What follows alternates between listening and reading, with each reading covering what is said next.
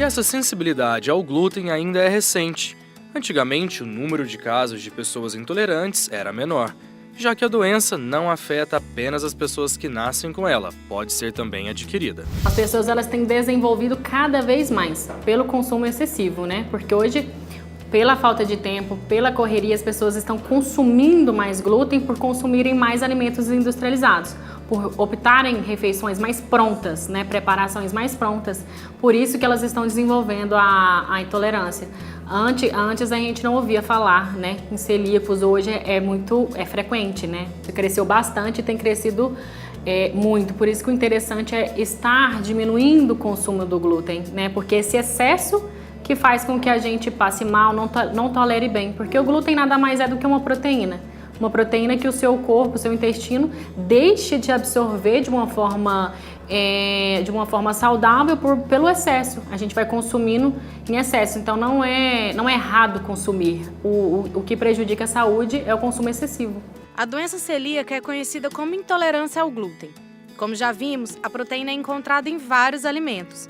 Hoje, são 2 milhões de brasileiros geneticamente predispostos à doença. Bom, eu levei um bom tempo para descobrir, porque os médicos eles não têm muito interesse, talvez, em te ajudar. Então você precisa encontrar um profissional que realmente tem interesse em investigar o que você sente. Então foram mais de 10 anos até eu descobrir que realmente eu tenho intolerância ao glúten. No primeiro momento foi horrível, né? Você fica totalmente perdido, porque você passa 40 anos da sua vida, no meu caso, 40 anos da sua vida comendo pão, bolacha, né, biscoitos, tudo que tem glúten, e de repente o médico vira para você e fala, olha, você não pode mais comer isso, porque a causa de todos os seus incômodos é justamente a farinha de trigo ou glúten. Então você, no primeiro momento, você leva um susto. Então, até que você consegue seguir a dieta, consegue colocar a sua vida em ordem, vai um tempo. Os sintomas podem ser variados, mas é preciso ficar atento para não deixar passar despercebido. O desconforto abdominal é um dos piores, porque a gente sente assim que comeu, como a gente fala popularmente, como se você tivesse comido um boi. Você fica bem com mal-estar horrível. Com o passar do tempo, no ano passado eu tive uma crise alérgica. Eu comecei a dar umas pipoquinhas e comecei a coçar. Então, assim, é uma série de sintomas. Com o passar do tempo, a partir do momento em que eu tirei o glúten, eu comecei a perceber que até algumas dores que eu sentia no corpo, elas deixaram de existir justamente por causa disso. Porque eu tirei o glúten e aí eu fui melhorando. Quando você tira, isso tudo parece que vai saindo, assim, aos poucos da sua vida, do seu corpo, né, claro.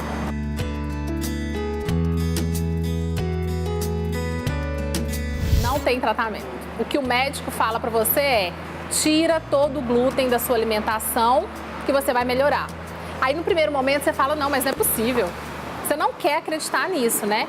Aí fui a um outro médico e o médico falou a mesma coisa. Conversei com outras pessoas também e elas falam a mesma coisa. Não tem ainda um produto que substitua o glúten da fórmula dele, ou que possa, de repente, tirar esse mal-estar que você sente quando ingere esse tipo de produto. Como ainda a forma de tratamento é a dieta, o jeito é substituir os alimentos e dar uma atenção maior na hora de fazer as compras. Então, o que eu passei a fazer? Mudar, né? Por exemplo, se eu comia um macarrão de farinha de trigo normal, eu passei a comer um macarrão de arroz, feito de massa de arroz. Tem um macarrão feito de massa de mandioca. Então, isso aí a gente vai substituindo. O pão francês mesmo, acabou, né? Não existe mais pão francês para quem tem problema de intolerância ao glúten. Isso aí tira. Aí você substitui por algum outro tipo de pão, que é feito com um mix de farinhas. Aí tem amido de milho, tem fécula de batata, tem essas composições. E biscoitos. Fica mais fácil, por exemplo, porque a gente é goiano, né? O pão de queijo, por exemplo, não tem tanto problema porque é feito de polvilho. Então você passa a substituir isso. É claro que alguns produtos não tem jeito. O gosto não é o mesmo, você não sente a mesma saciedade que um produto feito com glúten. Olha o rótulo de tudo. Assim, você tem que ler cada cada pedacinho, e a hora que você vê, a sorte é que hoje a gente já tem quase todos os alimentos que vem escrito lá, não contém glúten. Então isso já facilita muito. Né? De qualquer forma, você tem que olhar, não tem jeito. O rótulo dos alimentos passou assim, a fazer parte da minha vida. Ir a festas é uma tristeza. Eu acho que um dos piores momentos é quando você é convidado para comer na casa de alguém. Aí você começa a ficar meio chato, né? Porque você fala, ai, não, eu não posso. Aí as pessoas perguntam, aí você vai explicar, é muito desagradável. Mas ir a festas é realmente complicado.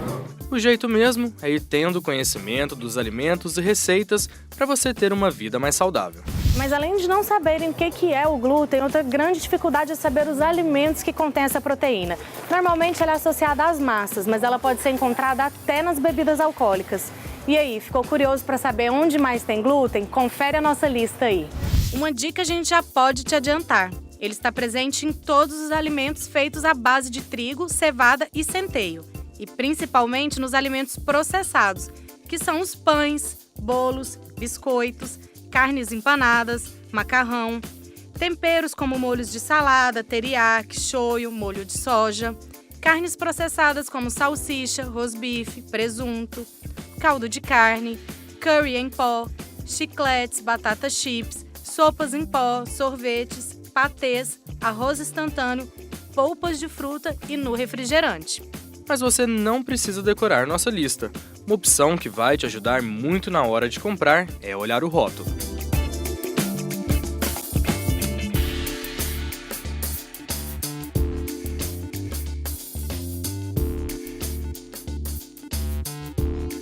O glúten já vem escrito bem de forma grande, normalmente não contém glúten, porque hoje a gente tem um número alto, né, grande de pessoas celíacas.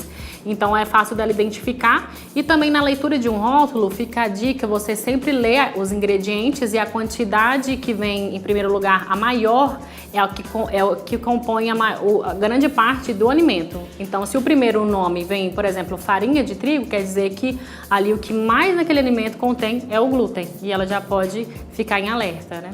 E o grande desafio para quem sofre com glúten é substituir os alimentos.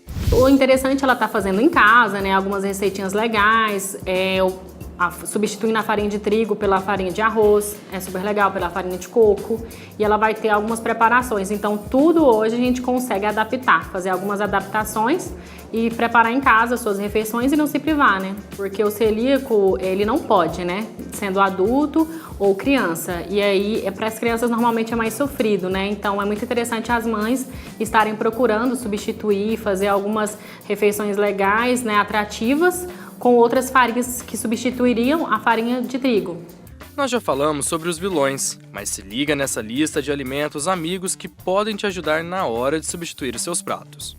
Farinha de amêndoas, farinha de arroz, farinha de soja, farinha de tapioca, farinha de inhame, mandioca, farinha de milho, fubá, farinha de batata, quinoa, sagu e levedo.